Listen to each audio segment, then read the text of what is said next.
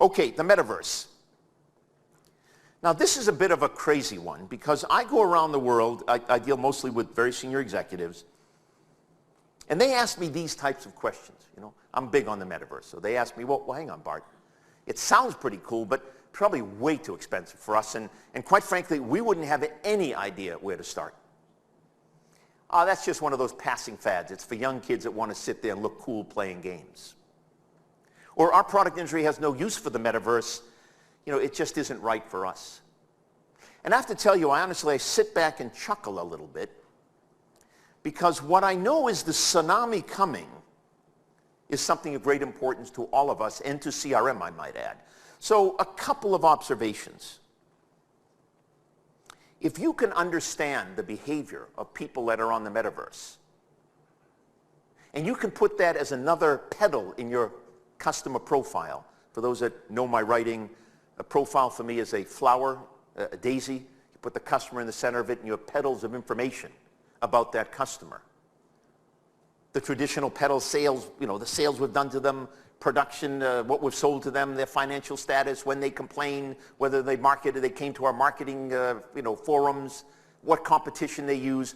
We added now the social media pedal to the digital customer community, and we are going to be adding the metaverse pedal on the customer profile. And I envisage in Creato in a matter of months, I hope, to see their metaverse profile of people so that when we want to have a full understanding, engage with our customers effectively, we know transactional information coming from the profile, we know attitudinal information coming from the profile, and we know what is important to that customer as they play and work in the metaverse. But before I get ahead of myself, some startling statistics. You don't have to buy them all, but they've been repeated so darn many times by the research companies and by even some independent research I've done. I really buy into them. So by 2025, the average adult will spend about 25% of their time in the metaverse. And that figure goes up to greater than 50% for Gen Z by 2030. And the astounding figure is 5 billion people will be in the metaverse by 2030. Think about it. That's a lot of people in this world. Now, the question you have to ask yourself is, will you be there to sell and service them? Or will you let your competition be there to take care of that for you? The forecast is in the next 5 years, 70% of all brands will be physically present in the metaverse. And the same question is, will you be one of those brands? Or will you be the next Blockbusters or Borders or Xerox that arrives late to the party?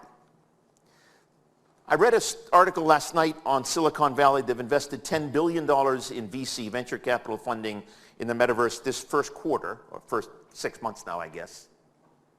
$80 billion that are invested by Microsoft, Meta, Apple, and a few others alone, this commitment. This is something we can't duck. We can't expect it to go away. The core areas that metaverse are being used for today is in education and training, as well as what we call field service through something called as remote assist. So the ability for Boeing to fix its planes anywhere in the world, with the technician being physically at the plane in Indonesia and the subject matter expert being in Seattle, Washington, with the same set of Microsoft HoloLens AR glasses, and you can then work together to fix the particular situation. But what I'm very keen on is the growing nature of metaverse applications in sales, marketing, customer service, and manufacturing. And I couldn't do it today because we don't have the time, but I have dozens and dozens of videos, wonderful videos, that show the metaverse in action. Because this is not something that is happening a few years from now. This is here today. If you bought Warby Parker glasses, you can try them on and see how they look on your face today. If you have a apartment you want to fix, or you have a child at college, you want to get their dorm room in shape, you can go onto the IKEA place and see how the furniture looks in the room.